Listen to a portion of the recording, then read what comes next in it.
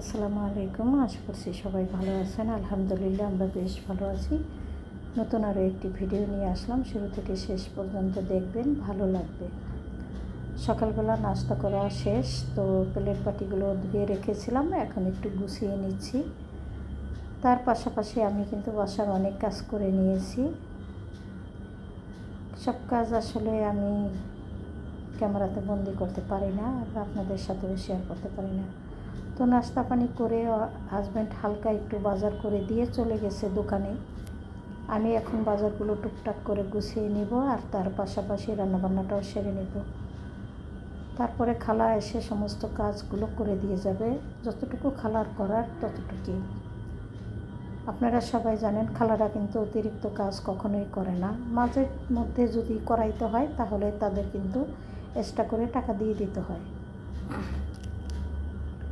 তো সব সময় কিন্তু টাকা দিয়ে কাজ করানো সম্ভব না, তো সে কারণে নিজেকেই কিন্তু করে নিতে হয়। যাই হোক, এখানে এনেছিল লাউ শাক, সেই সাথে এনেছে বিস্কিট, কচুরমুখী আর ভেন্ডি। তো লাউ শাকটা খুবই সুন্দর ছিল, আর আমি এখানে লাউ শাকের ডগা কোনো একটু নিব না, সামান্য একটুখানি নিতে পারি। আর পাতার সাথে যে ডগাটা থাকে, মানে পাতার ডাল, তো সেটা আমি নিয়ে নেব। তো সুন্দর করে বেছে নিই এখন লাউ শাকটা। আজকে লাউ শাক একদম তরতাজা রান্না করে নেব, কারণ ঘরে শাক রাখলে কিন্তু একটুখানি অন্যরকম হয়ে যায়, তারপরেও আমরা কিন্তু রেখে খাই। যাই হোক, এখানে আমি কিন্তু খুব সুন্দর করে লাউ শাকটা বেছে নিয়েছি, দেখতেই পাচ্ছেন খুব সুন্দর লাগছে আমার কাছে বাসাটা। যাই হোক, কেমন হলো আমার লাউ শাক বাসা সবাই কমেন্টস করে জানাবেন। লাউ শাক বেছে রেখে আমি ভাত বসিয়ে দিতে আসছি, যাতে করে ভাতটা তাড়াতাড়ি হয়ে যেতে পারে, তারপরে বাদবাকি রান্নাগুলো আমি সারবো। আর ভাত বসানোর আরও একটা কারণ আছে, ভাত বসিয়ে দিয়ে কিন্তু আমার ঘরের মোটামুটি অনেক কাজ আমি সারবো, সেগুলো আর আপনাদের সাথে কোনো কিছু হয়তো আমি শেয়ার করতে পারবো না। এমন কিছু সময় আছে যে যতই চেষ্টা করি না কেন কোনো কিছু আসলে শেয়ার করা যায় না। মনে মনে অনেক ইচ্ছা ছিল যে আজকে ঘরের কিছু কাজকর্ম আপনাদের সাথে আমি শেয়ার করব, কিন্তু আমি পেরে উঠলাম না, কারণ ছেলেরা সবাই বাসায় আছে এবং শুয়ে আছে। তো ঘর বাড়ি না গুছালে আপনাদের সাথে আমি কি শেয়ারই বা করব। অত বেশি কিছু কাজ আমার বাসাতে থাকে না। ফার্নিচারগুলো আমি আসলে অবসর সময়ে মুছে নিই। তো লাউ শাকটা ভিজিয়ে দিলাম যাতে করে বালু নিচে পড়ে যেতে পারে, তারপরে লাউ শাকটা আমি অফ ক্যামেরাতে ধুয়ে নেব। তো দেখতেই পাচ্ছেন কাটাকাটি করতে করতে কিন্তু আমার ভাতটাও হয়ে গেছে, ভাতটা মার গেলে নিলাম, আর এদিক থেকে সমস্ত সব কিছু কিন্তু কেটে নিয়েছি। যেহেতু কাটাকাটিতে একটু অসুবিধা আছে, সে কারণে অফ ক্যামেরাতে কেটে আপনাদের সামনে চলে আসলাম। লাউ শাকটা আগে রান্না করব, তারপরে আমি চিংড়ি মাছ দিয়ে পেঁপে দিয়ে ঝোল করে রান্না করব। তো লাউ শাকে দিয়ে দিলাম রসুন, কাঁচামরিচ, পেঁয়াজ, সেই সাথে পরিমাণ মতো লবণ। আর এদিক থেকে শাকটা না বসাতেই কিন্তু ঝড় বৃষ্টি শুরু হয়ে গেল, ভাবলাম আপনাদের সাথে একটু শেয়ার করি। আর আমার বাসা থেকে কিন্তু ঝড় বৃষ্টিটা একদম অনুভব করা যায়, কারণ পাশে তো গাছপালা আছে। কেমন বাতাস বা হাওয়া বইছে সেগুলো আপনাদের সাথে সব কিছু একটু শেয়ার করা যায়।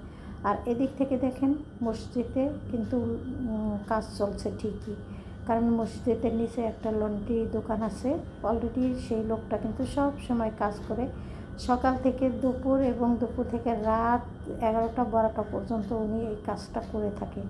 তো দেখি আসলে মানুষ ধৈর্যের ফল আল্লাহ পাক দেয়, হয়তো বা ভালোই আছে লন্ড্রি দোকান করে। যাই হোক, এখানে দেখতেই পাচ্ছেন এই যে তুমুল জোরে কিন্তু বৃষ্টি হচ্ছে। তো বৃষ্টি দেখে এসে দেখি শাকটা অলরেডি মোটামুটি হয়ে গেছে, এর মাঝে কিন্তু আমি 2-1 বার নাড়াচাড়া করে দিয়ে গিয়েছি। একটা আলু কেটে দিয়েছিলাম। এখন আমি শাকটা বাগার দিয়ে নিব শুকনো মরিচ, রসুন আর পেঁয়াজ। আমি সব সময় কিন্তু রসুন আর শুকনো মরিচই দিয়ে থাকি, আজকে একটু পেঁয়াজ দিলাম সাথে। তো দেখি কেমন হয়। শাক রান্না হয়ে গেছে, আমি এখন তেলের বাগার দিয়ে নিলাম। আমরা তো বাগারই বলি, আপনারা যদি অন্য কিছু বলে থাকেন তাহলে কমেন্টস করে জানাতে পারেন। হাতে বাগার দেওয়া হয়ে গেছে, মানে শাকটা রান্নাও হয়ে গেছে। তো আমি এখন নামিয়ে নেব। নামানোর জন্য এখানে আমি একটা বাটি নিয়ে নিলাম অলরেডি, তো নামিয়ে নিলাম। যাই হোক, আসলে ভিডিও যখন আমি শুরু করি তখন আমার বিভিন্ন রকমের কিন্তু বাধা থাকে। তো সেই বাধা আমি পেরিয়ে তারপরে আমার কাজগুলো টুকটাক করে শেয়ার করি। এখানে কিন্তু আমি চিংড়ি মাছ আগেই বেছে রেখেছিলাম। এখন একটু সেই মারা বলে যাকে, মানে একটু জাল দিয়ে নেব। এর মধ্যে আমি কিন্তু কাঁচামরিচ, পেঁয়াজ আর হলুদ, মরিচ, ধনিয়ার গুঁড়া দিয়ে দিয়েছি, সেই সাথে একটু তেলও দিয়ে দিয়েছি। মাছটা এখন একটু ইচ্ছা মতো জাল দিয়ে তারপরে হলো আমি পেঁপেগুলো দিয়ে দেবো। পেঁপে দিয়ে কষিয়ে তারপরে ঝোলের জন্য পানি দিয়ে দেব। তাহলে ঝোলটা পরিমাণ মতো রাখবো, হয়ে গেল রান্না। তা আজকে অনেক তাড়াতাড়ি রান্না করলাম এবং অতিরিক্ত রান্নাবান্না করলাম না, কারণ বাসায় গতকালকের কিছু ভর্তা এবং রান্নাবান্না করা আছে। তো ভর্তা করলে কিন্তু একদিন না 2 দিনে 2-1 দিন কিন্তু ভর্তা খাওয়া যায়। তো সেইভাবেই কিন্তু ভর্তাগুলো করা হয়। তো সেই ভর্তা তো আমি খাবো।